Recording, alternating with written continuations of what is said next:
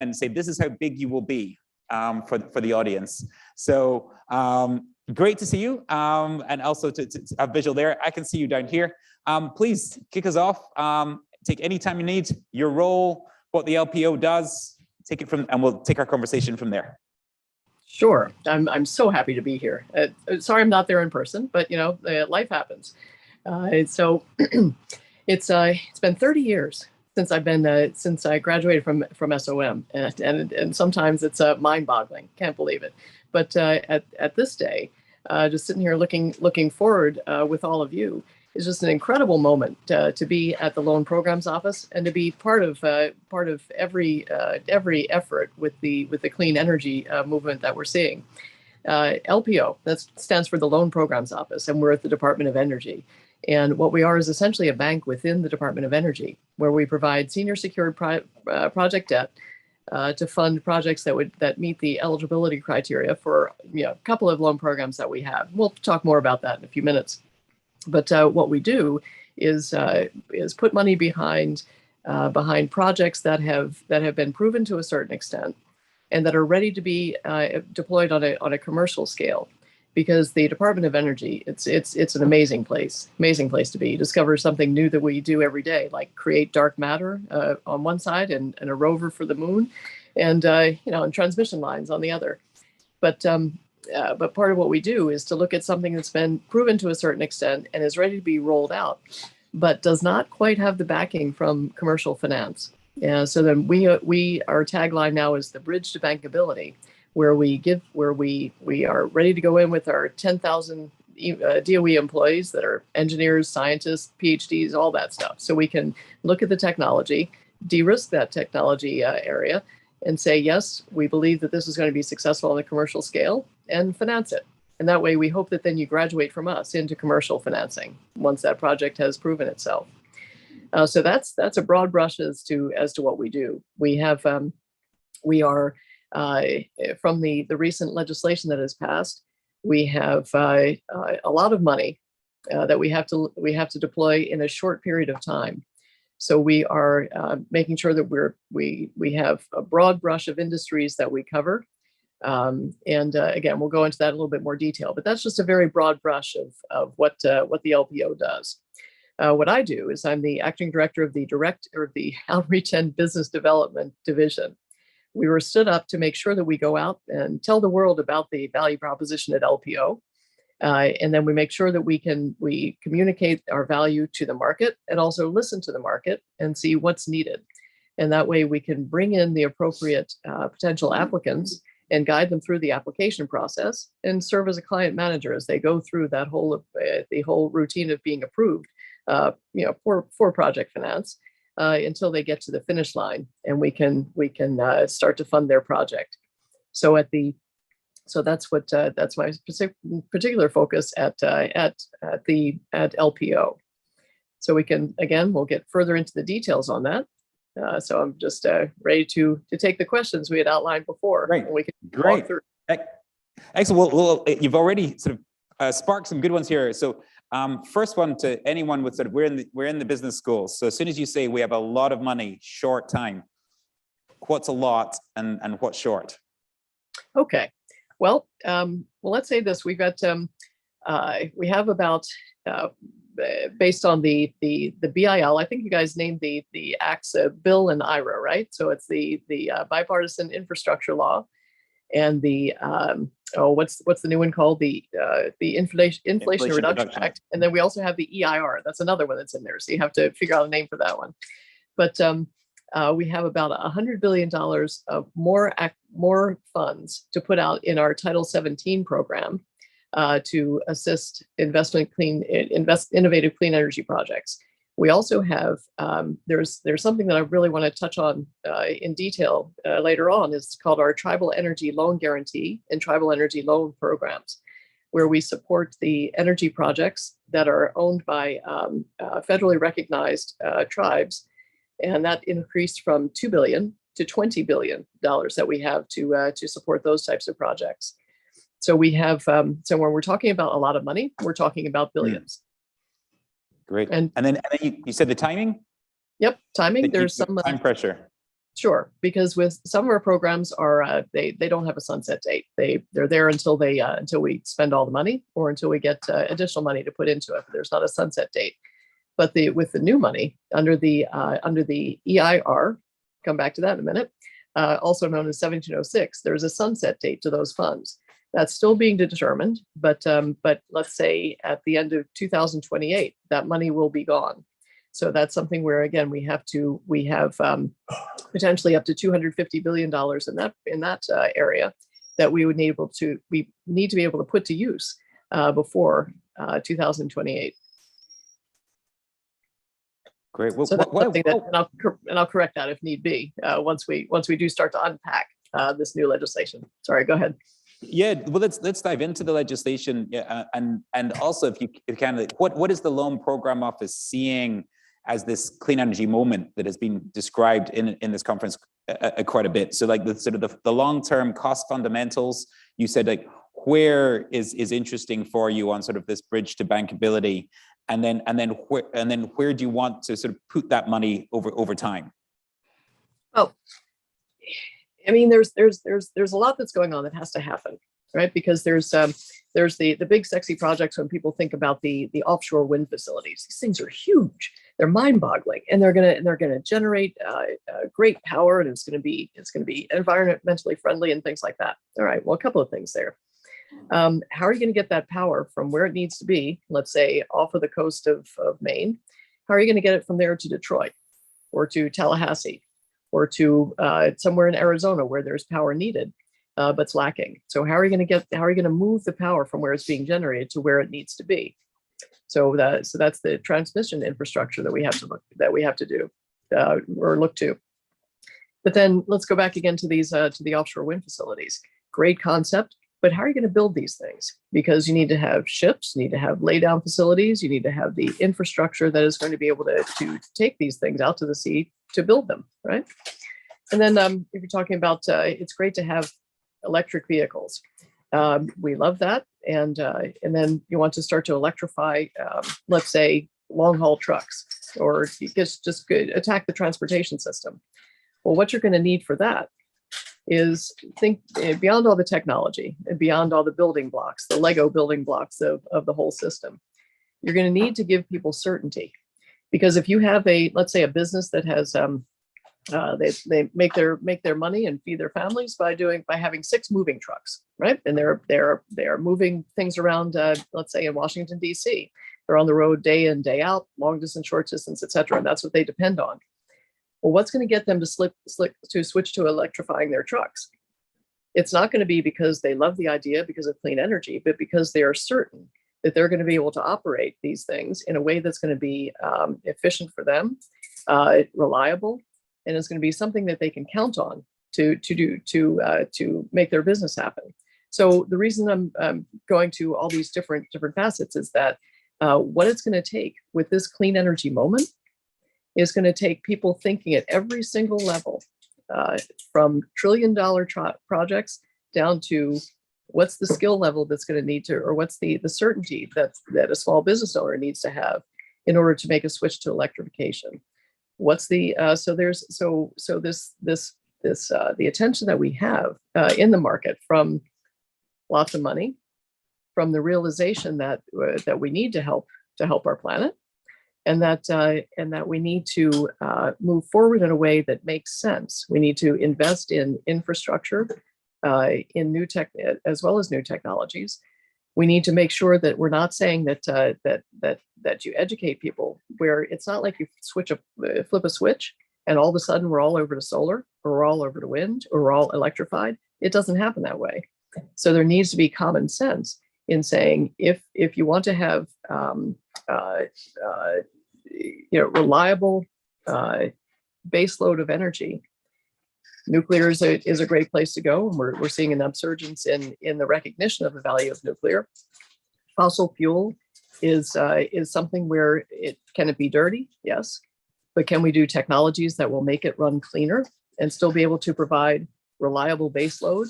That's one thing that you need to look at that as well as the switch to the lower cost solar, the lower cost wind, biofuels, and other sustainable fuels that as we continue to implement them, will come down the cost curve on them, right? But it's something where it's going to take time, and you need to be able to plan with a clear head about with all the excitement and all the urgency that's in the air. So for you guys, you need to be able to sit back and make sure that you take the incredible education that you're getting, the incredible contacts that you're making, and then take a step back and realize that it's going to take effort at every single level to make this happen, and that you need to approach it. You've got the excitement, you've got the urgency, you've got the passion, but then just make sure that you use that to drive you, but that you're looking at it with a clear set of realization of what it is that is going to need to be done to make this happen, and it's not going to be overnight. So be committed for a long-term effort. And we should definitely get onto the sort of the careers angle later with so many in the room at forks in the road. But back on on sort of what you do as a core activity, this bridge to bankability. It's hearing at least two, maybe more, but at least two ways this bridge of bankability works for you. There is a sector where the economics are largely settled, and they're getting over to the right side where cheaper is cleaner. But there's pieces of that industry which are not settled, as you say, moving the power transmission or something like that. And then there's the sectors themselves, which are caught in the opposite of the bridge, I suppose, is caught in the valley between sort of adventurous funding and scale. Could you maybe, if those are true and there's others, but could you walk us through an example of sort of on that bridge of bankability? What's a good example of one where you say, like, that one didn't make it, we're going with this one, that one is too mature? All right, sure. Well, if something that's, let me start from the end. So if something is too mature, that could be where if you can achieve commercial financing, get it. Because at LPO, we're not here to make a profit. We don't have a revenue target to hit. I mean, we have money to deploy, but it's something where what we need to do is we're not competing with or trying to displace commercial capital. So if you can get a bank loan, that's great. Now, if it's something where if you're too early for us, if you're a startup fund, if you're still working the R&D level or the pilot level, that's something where it's a little bit too early for us, because we need something there where we can look at a technology and see that it is scalable. It's something that can be implemented on a commercial scale level, and it's going to take usually about $100 million and up from the loan to be able to move it forward, and then something that's going to have an impact. It's going to be innovative. It hasn't been. We're speaking about one of the loan programs, Title 17, where it needs to be, cannot have been implemented in the U.S. more than 3 times over the past 5 years. That could get it on its way to being qualified as innovative, and that it creates extra value or extra efficiency within your energy system, and also in addition to being innovative, it needs to show that it can have an impact on greenhouse gas emissions and other pollutants. But you need to show that reduces those greenhouse gas emissions. So let's say that you have a technology where you believe that that you can hit this eligibility. You've been to banks. They love your technology. They think it's great. But then they say, okay, well, show me your 3 to 5 year track record, and you don't have that. So that's when you come to us, and then we can say, let's say that you've got a biofuel project where you're taking waste, let's say municipal solid waste, and you say, I have an innovative way to turn this into fuel. So then we will look at that. We'll look at the technology. We will look at your greenhouse gas emissions, and put you through the whole process. And then if it makes all those check marks, and you're able to supply all the information that we need for due diligence as a bank, then we are glad to support you. Okay, so it's something where if it's too early, we could even refer you to a grant program or a different type of program that the DOE sponsors to get you to the point where you can get to it, where you can qualify for us. Or if you're too mature, we're happy to see you go to a bank. But if you're with us, it's something where you're not able to get the financing that will take you from where you've proven that technology to where a bank will finance you. Okay? And that's where we will step in. And that process, we've been chatting a little bit about this idea of the time and the scale. How long is that typically, or has it been, and where do you need to get it to fulfill your objectives? Okay. Well, and let me branch off on one thing for a second. I'm sure everybody probably has a phone, right? So if you go to, you don't have to do that now, but at energy.gov and /LPO, one of the things that you'll see is where we have our monthly application activity report. And for this month, we just published the one that gives where we were at the end of October. So we have 98 active applications that we're working on, and it's close to $105 billion in the loans requested.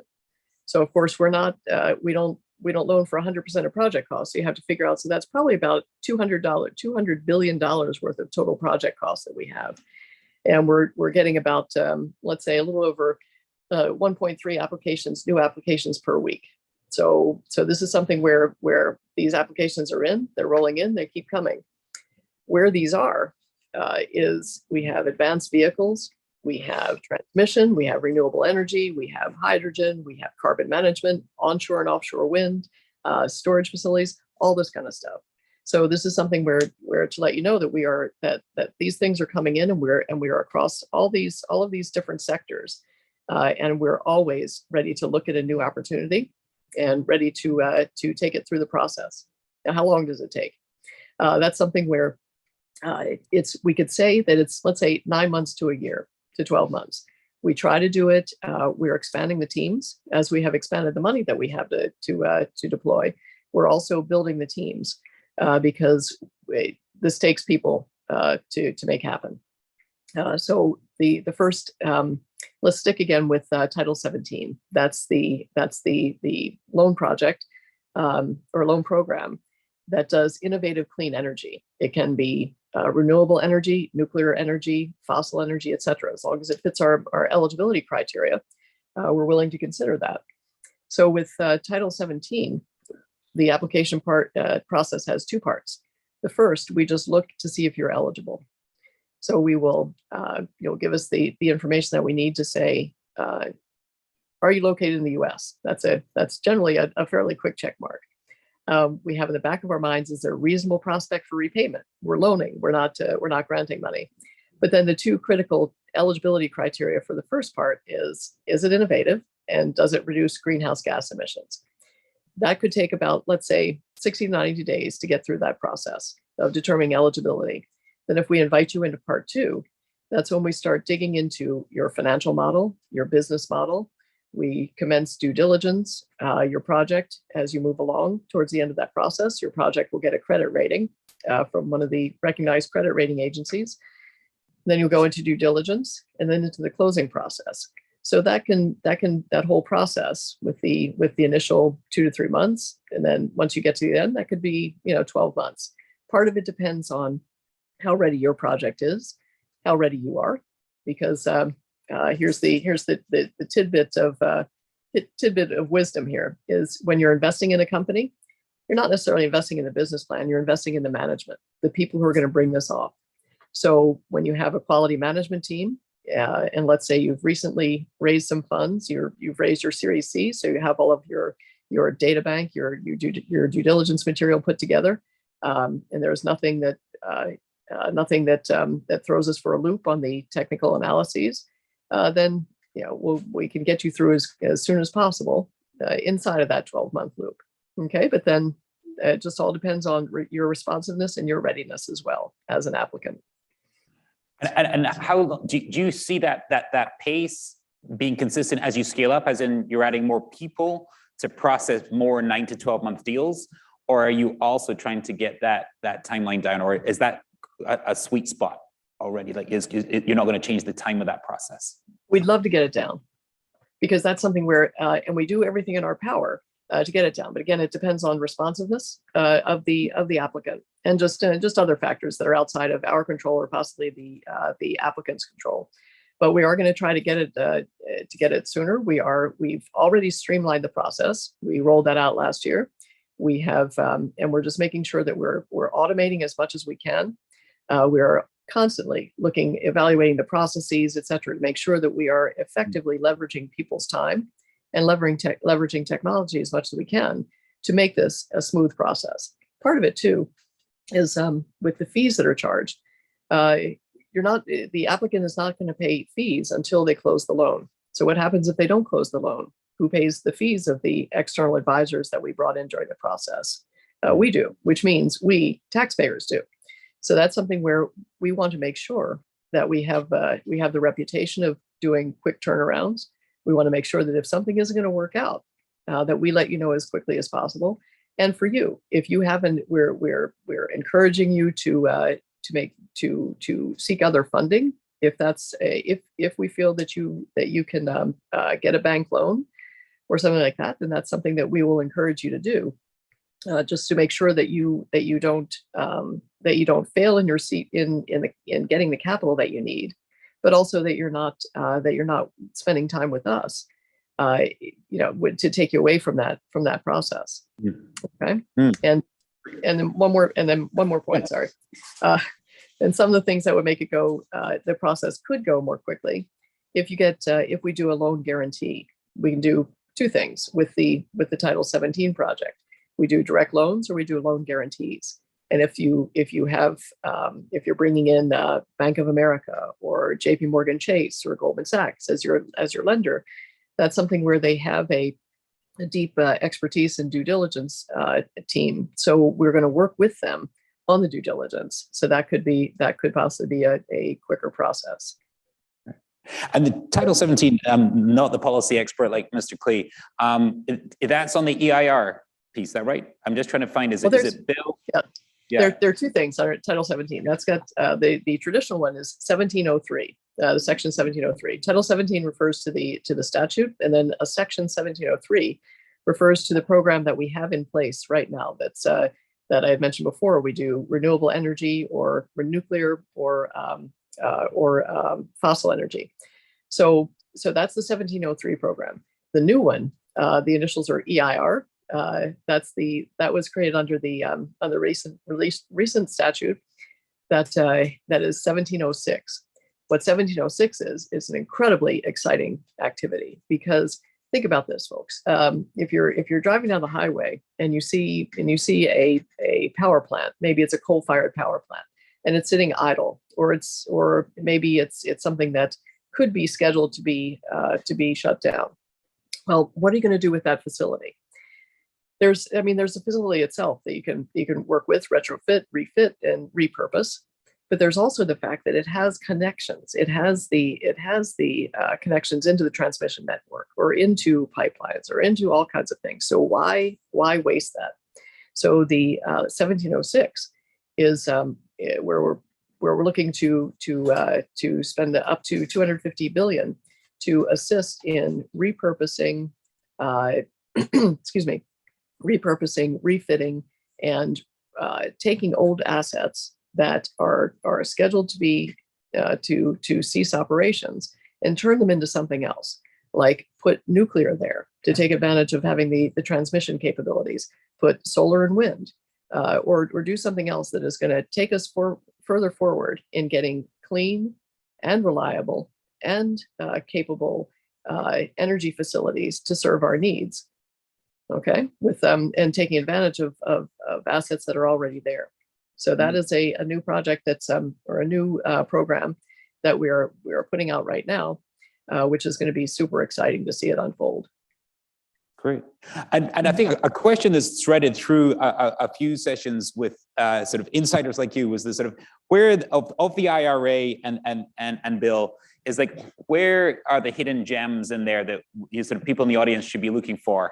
And are there any hidden kind of gotchas or sort of tricky bits of they'll be tricky getting that money out the door, or is there money in there that you think people should be looking for? Yeah, tricky. It's we're trying to take anything that's tricky out of it. because and that's what the outreach and business development division does. That's what because what we need to do is to make sure that people fully understand the capabilities of the program, and we want to make sure that that if it's not right for you, that we let you know, and we help you find a place that is right for you, or a type of program. So I wouldn't say that there's as I said before, we're a bank within DOE, so we're going to be doing the same type of due diligence that a bank is going to do. If you're not for the credit card type of solicitations where you sign your name, you send it off, you got something, right? But much more diligence centered, and and risk conscious, risk management type of process that we want to do in order to put out a loan to a company that's going to be successful in making an impact, but also is going to be successful in being able to pay us back. Now, as something that now I've been saying all this and forgetting about the fact that we are not just a bank, because we're the Department of Energy, which gives us a little bit more flexibility, right? Because we're not there for a profit, but to complete a mission. So we have the capability. It's limited by statute, but we can go out 30 years with a loan, and we can go up to 80% of total project cost. Now, do we do that generally? No, because part of it depends on the strength of your project. But we do have the flexibility to sculpt the terms of the facility, so it's going to help to support the project that we are looking to back and to be successful. So that's something where we might have a little bit of, we could go possibly longer and be a little bit more flexible than a bank could be in financing a project that might run into some headwinds in the market, or could have some difficulties that we'll try to work through with the project.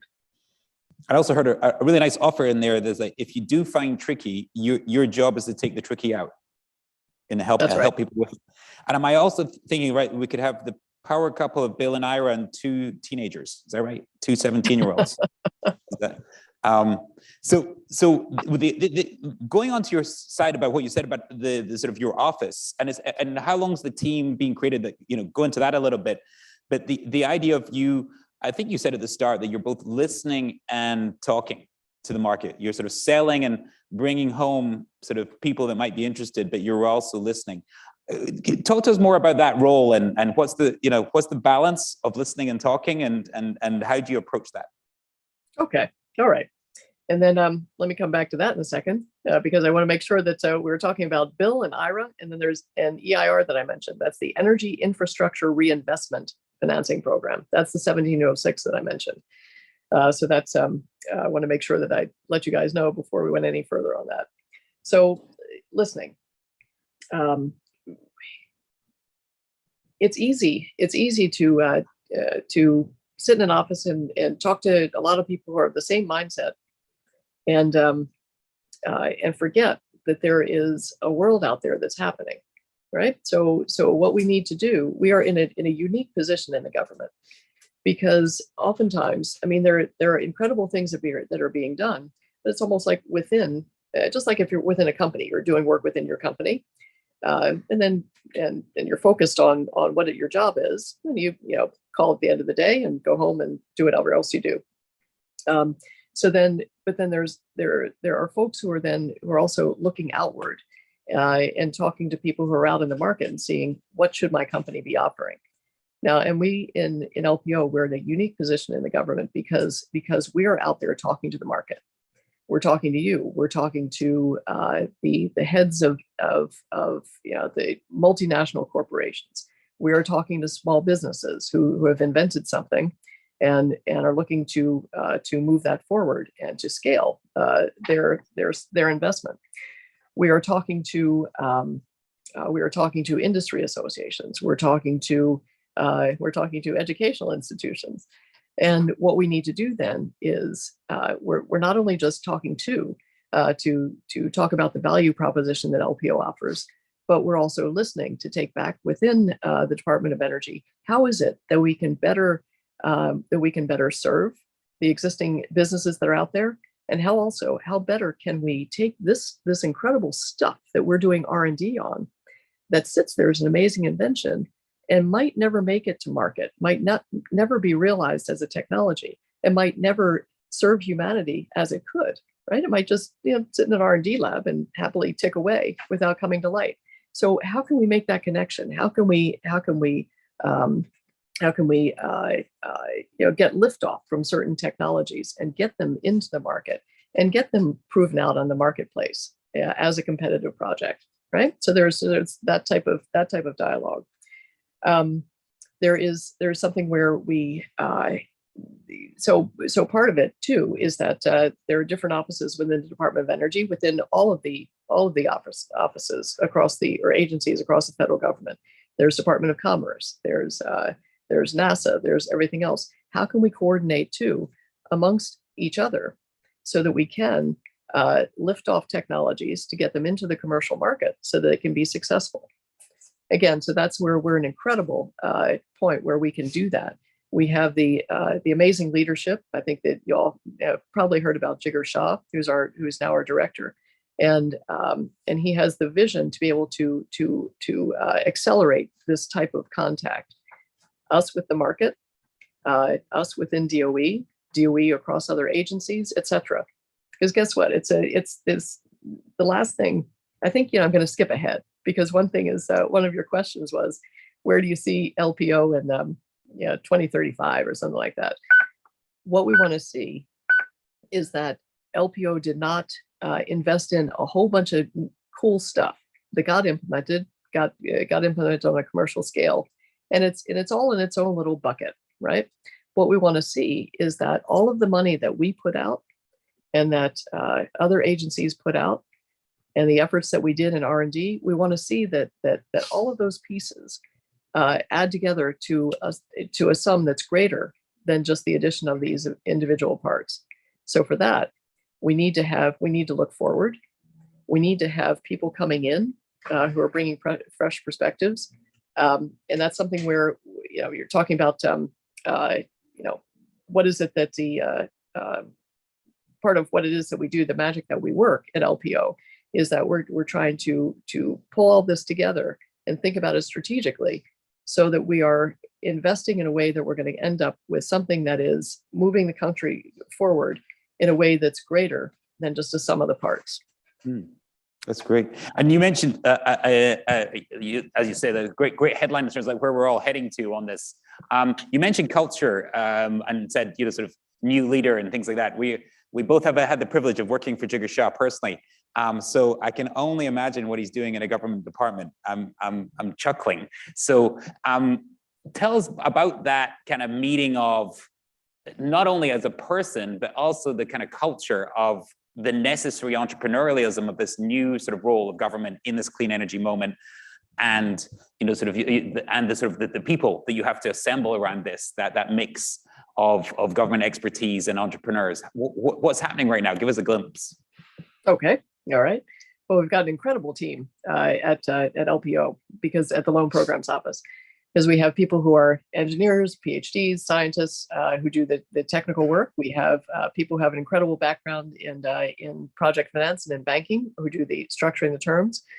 We have the risk management folks. We've got people who run it, et cetera. We have the folks who are on the outreach and business development team, most of whom are past CEOs, et cetera, who are a very senior team, who bring an expertise and wisdom to be able to see the opportunities out there and to be able to communicate and intuit some of the hesitancies or the doubts or things like that people might have when they hear about us, be able to get over that.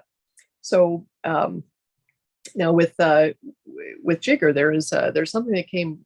We've got the wind behind us, because Jigar has come on board with an incredible vision and capability and knowledge of the market that's just unparalleled.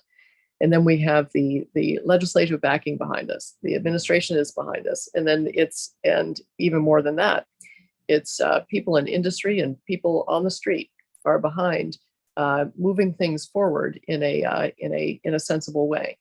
So that's where we just have a lot of stuff right going for us. One of the biggest things that we have is the realization that I say that we're not in here for profit, but okay. But we could also get lost in the technology of it, and the excitement of new products and of producing energy, et cetera. But the biggest thing, there's the entrepreneurial spirit about backing people who are coming up with ideas that we want to make sure that they succeed and flourish. But then there's also community. We have to make sure that we're looking at the effect. How is this involving the communities that we're affecting with the technologies that we are promoting? So there's there's the Justice 40 type of concept that the administration is behind, and that we are all looking at as to how is it that we can make sure that a project doesn't disadvantage a disadvantaged community, and that also does something for that community to help them bridge over to being not a disadvantaged community. So we are working with to make sure that there's quality jobs that are being created with these types of projects. We make sure that we have always been on the environmental outlook, because under NEPA we need to do that as a federal agency. But we're always looking at the environmental impact and the cultural impact. Is there something? Is the community an archaeological site, for instance? So we're always mindful of that.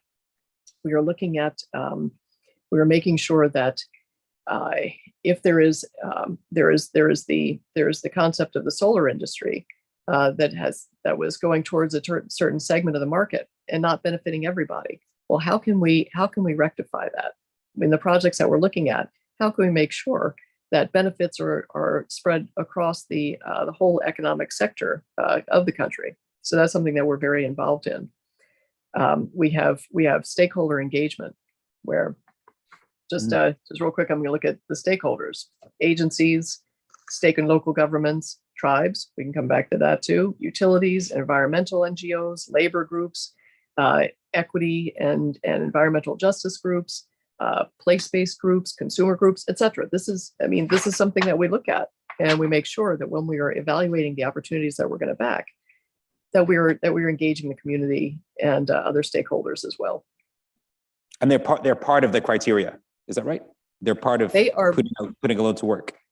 There is, well, it's and that's something where it's not the technical criteria that is in the legislation, because, for instance, we for the advanced technology vehicles vehicles manufacturing program, there are specific eligibility that relates to, is this making vehicles more efficient? Or is this making, now we can do marine and aircraft, is that making them more efficient on the energy basis? But we also have, it is not written into the statute, but is something where we have put on the consideration of how is it benefiting the communities? How is it involving workforce, making sure that you have a skilled workforce, a trained workforce who can do these jobs, etc. So it's so that's something where we are incorporating this into everything, whether it is in the original statute or not. And when we were chatting a little earlier, we were talking about the ecosystem that's needed around you for this to be successful. You know, the Loan Program Office is a player in a larger system. And you also talked about it earlier with the bridge to bankability, that you need a thriving, sort of more venturous side pre you, and then you need a commercial finance sector that's willing to take it on and scale it after you. What's your message to the sort of the surrounding ecosystem for the LPO in terms of, like, what do you think is most misunderstood maybe about the LPO that you wish they understood? Part of it is that LPO has been around for a bit, and LPO has matured. So part of it, there might be some people who have just interacted with it, let's say back in 2010, 11. That was a big rush of solar types of things, and it was a different, LPO was different back then. A lot of the same people, but it was growing and maturing. So now we're at a point where we have done things like streamline processes, and we have created the client relationship management people specifically dedicated to that. So it's something where LPO still has the commitment to funding innovative energy projects. It still has the commitment to serving the government, the American people, the taxpayers, everything, and being diligent when we are looking at opportunities. But it also has but we've grown. So it's something where so what we want to do is want to make sure, send me a text, send me an email, and we have a volume of stuff coming in. So we'd be very happy just to walk people through what we offer now. So I think that's the biggest misunderstanding. Also, it's that sometimes people think, government gives grants, but that's not necessarily what we do, because we can be a part of the capital stack that can be very beneficial to a project. So it doesn't dilute the equity so much. And it also serves as a way to prove yourself to banks. And then the fact that we do loan guarantees we can do either loans or loan guarantees with the tribal program and the Title 17 programs. That's something where we can, if a bank is maybe interested in you, right? But has a little bit of doubts. What we can do is de-risk it, at least on the technology side, and then help you grow that relationship so that the bank is ready to step in once you've and take us out once you've proven yourself. So that's something where if you go through the due diligence progress, our technical due diligence, that carries a lot of weight in the market. So that can bring in equity for you, and that can also make a bank more attracted to you, et cetera. So that's something where what's not understood about LPO often is the value that we can give that's beyond just funding, just the money. Great. I've got a couple of questions that I'm going to keep at the end for advice on careers and things like that, looking forward for especially our students amongst us and others on the forks in the road. But I'm just wondering if there's any other questions from the audience, first for a few minutes to see. Oh, a very quick hand, despite my studio lights here. Oh, I think we can probably get a mic to you as well. Can we or not? Go for projection for now, and I can maybe repeat it. My name's Stephen Bird. I'm a solar developer and former real estate developer. When I hear you speaking, I really appreciate everything that you do, but a lot of this sounds too big for what I could actually do or impact right now. So my question is, as these loans are getting approved, you have this monthly newsletter, I guess, or something that says what's been improved, but if you're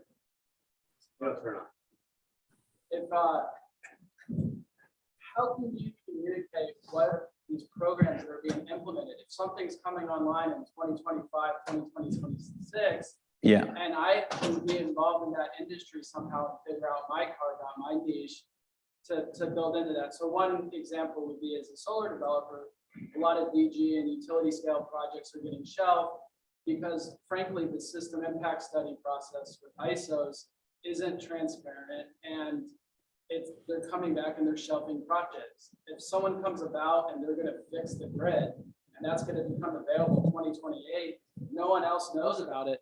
There's a lot of really smart people sitting on the sideline, just waiting for that to come about. Did you catch that, or do you want me to try and paraphrase very quickly? Why don't you go ahead and paraphrase? I caught most of it. Well, and I'll also put it into my lay language as well to try and generalize it. So solar developer with a very good question that he'll email you, because that you said call you, email you. So the detail bit you can get straight through. But the bit that I think is really interesting in terms of people I've chatted to before this is that sort of the size of the loans are big. Like you've got this big scale mandate. And then there's a lot of entrepreneurs, developers, medium scale, small scale people that if they knew those things were happening, how could they position themselves for 2028 when your loan sort of makes the change? So how can basically the sort of the lower, slightly lower scale, sort of that won't be a direct recipient of your loan, how can they sort of participate / benefit? Maybe, is that about right? Maybe. Good enough. Good enough. Okay.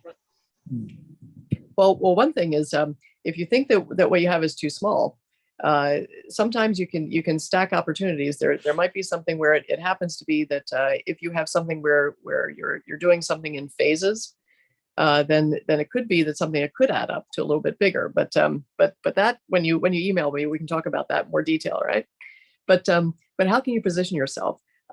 Pay attention to look where the money flows, right? So because you can look at who is investing in what, because then you have to say because if I mean, we all know Warren Buffett, right?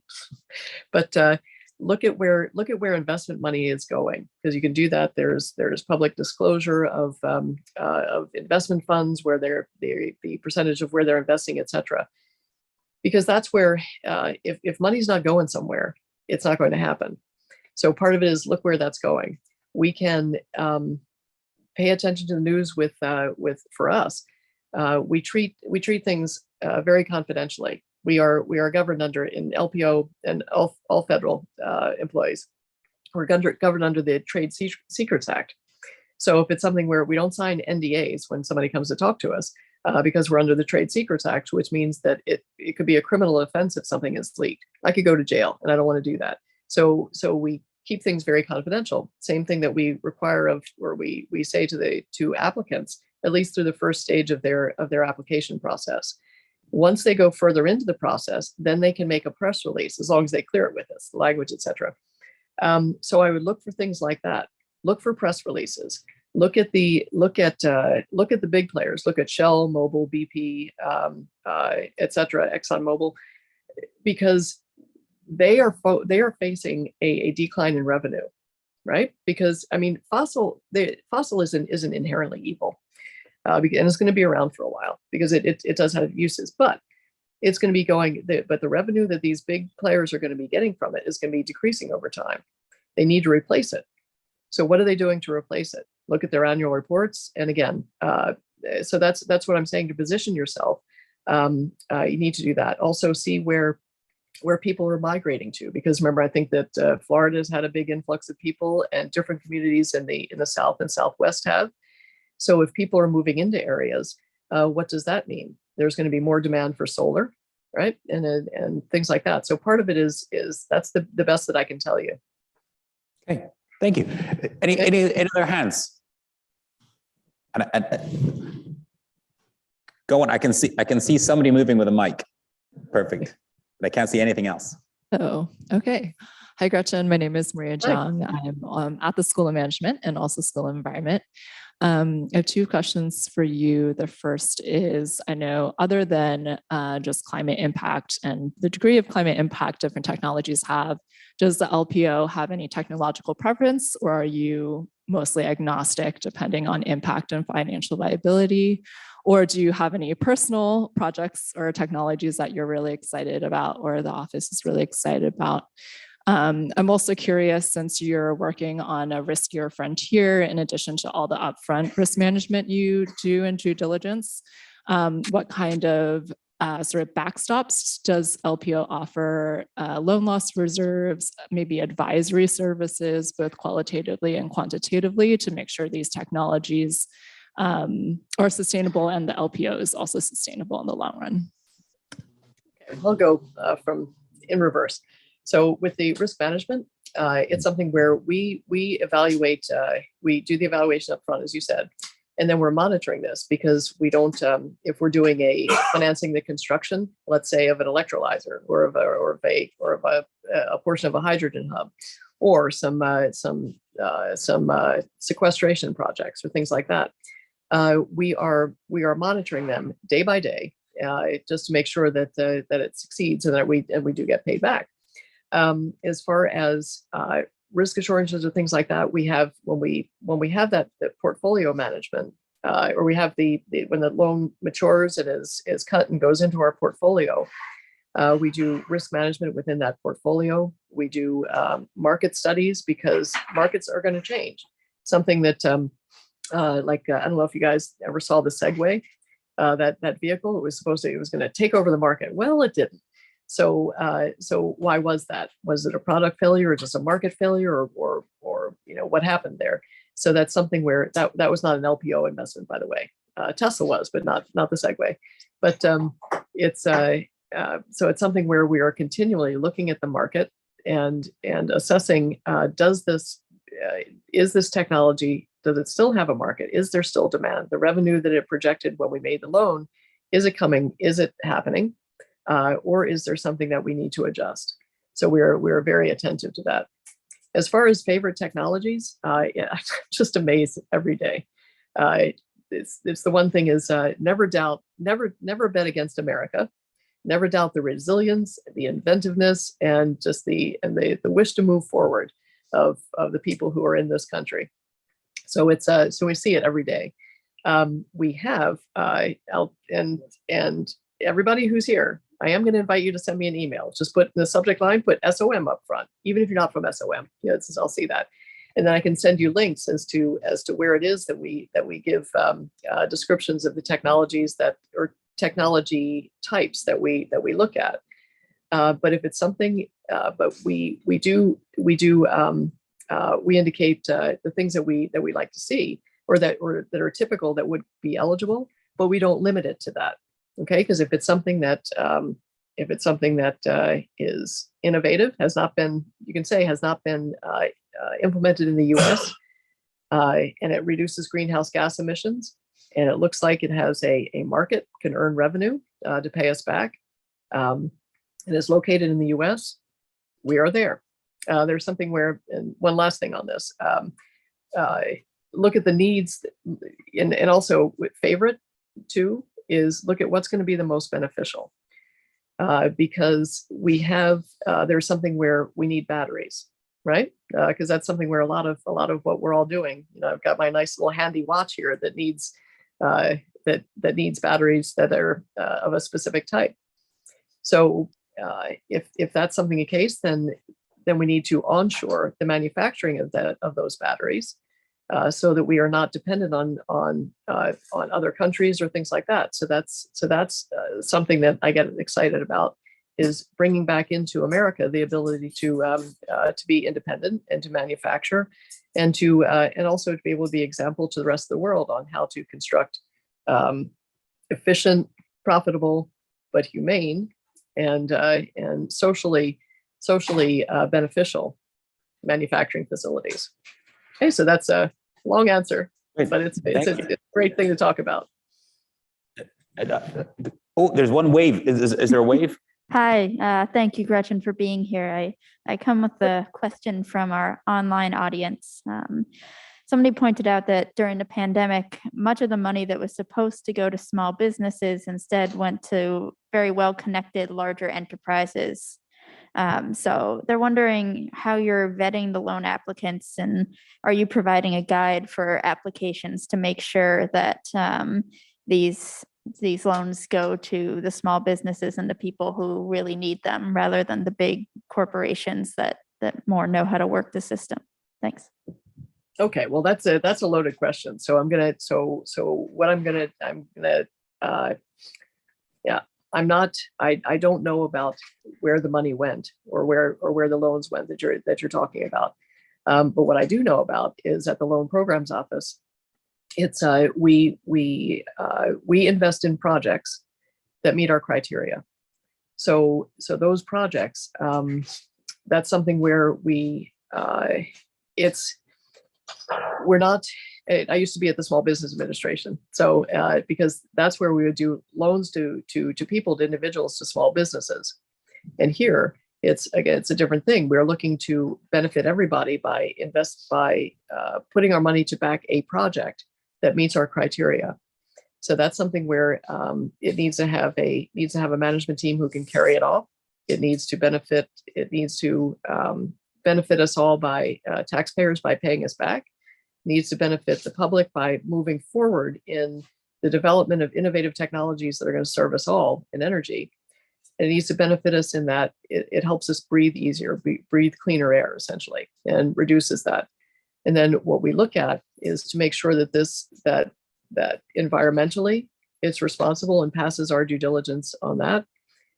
We need to make sure that it's to the best that we can determine who it's going to service. Right? Is it because we're not going to, it's not our intent to fund a project that is going to harm people, but rather to improve. So that's what I can say. Is it a small business? Is it a small business that has a project that is capable to do that? Then we will back that because of the benefits that we talked about. Is it a bigger business that has that has something that wants to move away from its traditional business and go into a new type of effort that's going to benefit us in the way that I said before? Then we'll look at that, because what we want to do is look at what's going to be benefit all of us at the end of the day with responsible management, responsible technology, responsible payback, and for us, responsible monitoring, just to make sure that we do watch out for the health of the project.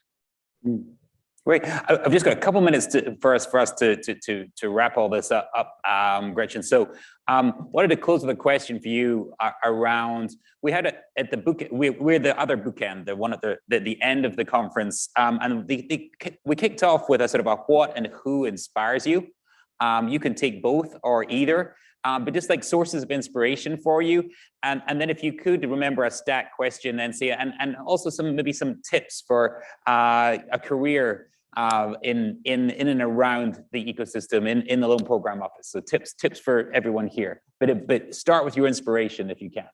Sure, inspiration. I guess the biggest inspiration is that if you look around yourself, you can get inspired by things every day. Okay, it doesn't because I mean there are the amazing things where you see if you go to Yosemite and you see El Capitan or something, it's just mind-boggling. And it lifts you up that way. But then there's also just you pick up a leaf and just look at the intricacy of it, and it's just an amazing piece of work. So you can get inspired by that. You get inspired by people who well, never forget who you are, right? Because whatever you take into a situation, it's always you. So never forget who you are and who you represent. And also, it's everybody who you meet, everybody knows how to do something better than you do. Something, maybe not everything, but something. And just always be willing to learn from people and to be inspired by just small acts of kindness. Be inspired by somebody who's who just does decide to tackle their homework or something like that. Just just be inspired in everybody living their lives. So let's go back to career, and I might come back to inspired at the end of that. But with career, and it's funny, I opened this up with that when it came out of SOM 30 years ago. So I wish that when I came out of SOM, I listened to people who were my age and listened to them about the advice that they have. So that's one thing, is that with your career, talk to people who have been through many things, because they might be able to guide you in ways where you can find your way or pick your way through opportunities, some that might look exciting, but might not be but might not pay off for you in growing as a person, and help you with planning your career. But so listen to people who have been around the block or have been through ups and downs and things like that. And also, there's my first stint at DOE was very interesting. It was when I was at the SBA. I saw something called the President's Management Council Interagency Rotation Program. So I thought, what the heck, I'll apply to that, and got selected. And you could pick from different opportunities. And so I've been a banker in finance all my life, and it's been terrific. But then when I went through the list and saw that there was something at the Department of Energy, and that kind of checked a box, because I started out my career after business school at JP Morgan, and part of it was with utilities and power groups, right? So it was kind of like going back to the Department of Energy. That felt good, but it was getting into human capital at the Department of Energy. I've never done human resources before, and human resources in the government is its own animal. So, but thought, why not? Because it's something that would be a valuable skill to learn. It's something new, something challenging, and it was an incredible opportunity. And I'm saying that for two reasons. One is that step out of your box. I mean, everybody says that, but you just do it, because it's something where it opens up new worlds to you. And the second thing is, when I was at JP Morgan, I was on the recruiting team, and did a VC finance startup company, so had to hire people, etc. At the Department of Energy, I was in the human capital, so I've seen a lot of resumes, and I've interviewed a lot of people. And the biggest thing with that, couple of things, you don't have to have a straight line. Maybe in the last generation, or 60 years ago, it was expected that you went a certain path, and that was what was expected. And if you deviated from that path, that people would say, well, we can't count on them. But don't take that. That's not the case anymore, because as long as you can connect the dots, and as long as you can say why it is you do something, even if right now it seems, maybe I wouldn't do that again, but say why you did it, what you gained from it, and how you applied it to the next. As long as you can connect those dots and tell the story, that's something that people might find attractive, as opposed to something that indicates, that they thought what it might have been something that was negative. And always tell your story. And after a while, when people interview, they know if you've memorized the answer. Okay, so just be comfortable with yourself, and have friends, and have friends tease you and give you play interviews and challenge you, but come across as yourself. All right. Let's see, and I had one more, but I'll think of it in a second. But partly it's in writing your resume, the hardest thing to write about is yourself, right? The hardest thing. So just make sure that you tell your story, and don't think of it as bullet points or as job descriptions. Tell your story, and then get friends to help you with that. It's just call as many people in as you can to help you with it, and it's tough, but do it, and just make sure it tells your story. All right. I'm looking for like applause here. I just There you go. Yeah, thanks so much, and thank you for your time. We're gonna do questions. So generous with your time, and also Yep. recovering. Like, you could have been here, but you bounced back enough, at least for a Zoom call. So we were so grateful for that. I just wanted to add, we started on an optimistic note. I think there was a lot of optimism, and we were working through the details of the course today, always with that spirit. I just wanted to kind of close with one extra adjective on that, with Christiana Figueres always teaches us about stubborn optimism, the idea of let's all be optimistic, but let's have a very clear-eyed view of the big task ahead and what we've got to do with it. So, Gretchen, with that, it's a real pleasure. Shame you can't join us for a drink upstairs. I just got to pass over to Rob Klee to help close the conference. And Gretchen, thanks again. Thank you so much, Peter. Thanks. Bye-bye, all.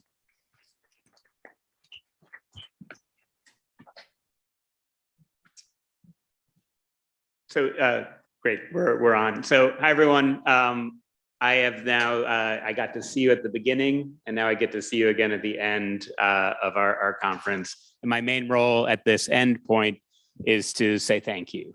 And thank you really to all the folks who made this possible. So I'll start with our speakers and our moderators. I'm not sure which one of these is working. Hopefully it's one of these. The speakers, the moderators, sharing your thoughts, your insights, your expertise, your passion for the subject matter, it all came through wonderfully.